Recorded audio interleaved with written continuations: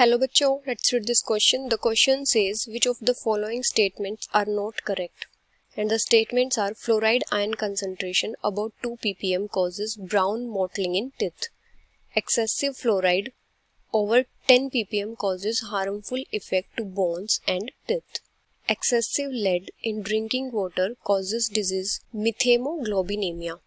Deficiency of sulfate in drinking water causes laxative effect. And the options are second and fourth, second and third, second, third and fourth, third and fourth. अभी अगर हम की concept की बात करें तो यहाँ पे हमारा की कॉन्सेप्ट क्या होगा? अगर हम बात करें जो हैवी मेटल्स होते हैं उनका ह्यूमन बॉडी पे क्या क्या इफेक्ट पड़ता है? Effect of heavy metals on human body when dissolved in water.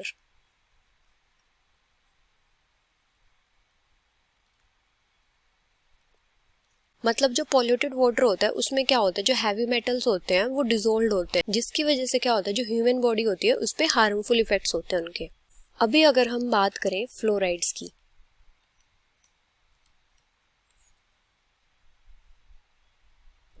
तो वैसे तो क्या होता है कि जो ड्रिंकिंग वाटर है उसमें फ्लोराइड्स को ऐड करते हैं और इनकी जो कंसंट्रेशन ऐड करते हैं वो होती है up to 1 ppm. concentration up to 1 ppm added to drinking water. जो फ्लोराइड आयंस होते हैं वो क्या करते हैं, जो टिथ इनेमल होता है मतलब हाइड्रोक्सी एपेटाइट, उसको और ज्यादा हार्ड कर देते हैं, उसको कन्वर्ट कर देते हैं वो फ्लोरो एपेटाइट में. Make the enamel of teeth much harder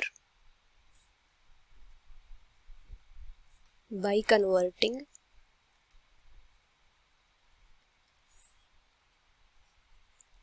hydroxyapatite into fluoroapatite.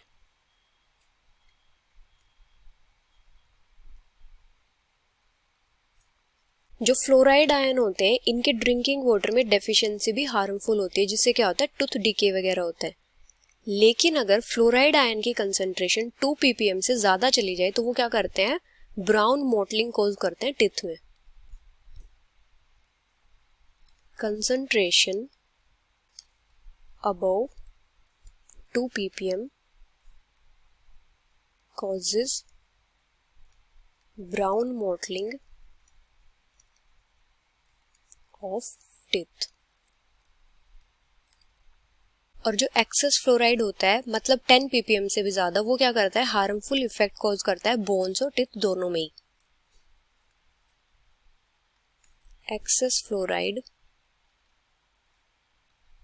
Over 10 ppm causes harmful effect to bones and teeth. और ये जो हार्मफुल इफेक्ट हुए थे ये रिपोर्ट हुए थे राजस्थान में. अभी अगर हम बात करें लेड की, तो जो ड्रिंकिंग वाटर होता है वो लेड से कॉन्टेमिनेट कैसे होता है, जैसे जो ड्रिंकिंग वाटर होता है उसका ट्रांसपोर्टेशन होता है लेड पाइप से, तो उसके थ्रू वहां पे क्या आ जाता है कि लेड के पार्टिकल्स आ जाते हैं ड्रिंकिंग वाटर में. जो लेड की कंसंट्रेशन की ड्रिंकिंग वाटर में अपर लिमिट है वो कितनी है, 50 ppb, upper prescribed limit in drinking water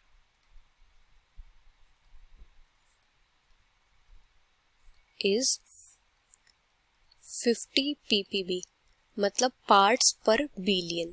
और जो लेड होता है ड्रिंकिंग वाटर में वो क्या कॉज करता है, किडनीज को डैमेज कर देता है, लीवर को डैमेज कर देता है, और जो रिप्रोडक्टिव सिस्टम होता है उसको भी इफेक्ट करता है. Damage kidney, liver, reproductive system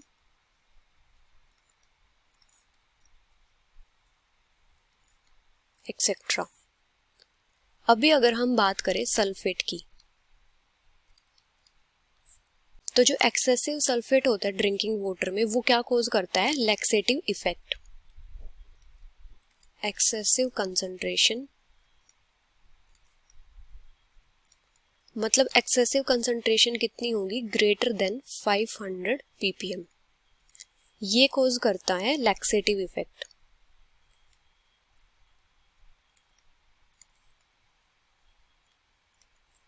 और ये सिर्फ एक्सेसिव कंसंट्रेशन में ही लैक्सेटिव इफेक्ट कॉज करता है, क्योंकि जो मॉडरेट कंसंट्रेशन होते हैं उसमें तो ये हार्मलेस होता है। अभी अगर हम बात करें नाइट्रेट की,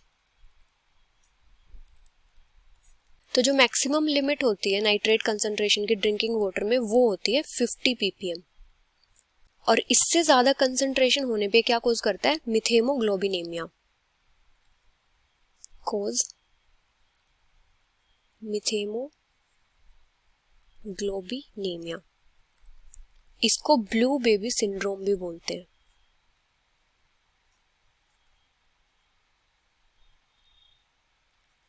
तो यहाँ पे हमारी फर्स्ट स्टेटमेंट क्या है, fluoride ion concentration about 2 ppm causes brown mottling in teeth, तो ये स्टेटमेंट हमारी करेक्ट हो जाएगी।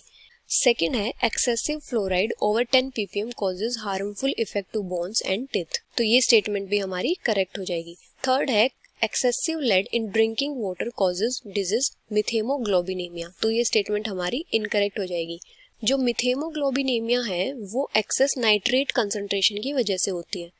फोर्थ है deficiency of sulphate in drinking water causes laxative effect, तो ये स्टेटमेंट भी हमारी इनकरेक्ट हो जाएगी, क्योंकि एक्सेस सल्फेट की वजह से क्या होता है, लैक्सेटिव इफेक्ट होता है। तो यहाँ पे हमारी इनकरेक्ट स्टेटमेंट कौन सी है, third and fourth. So the final answer is third and fourth, which is option D. Hope you understood it well. Best of luck.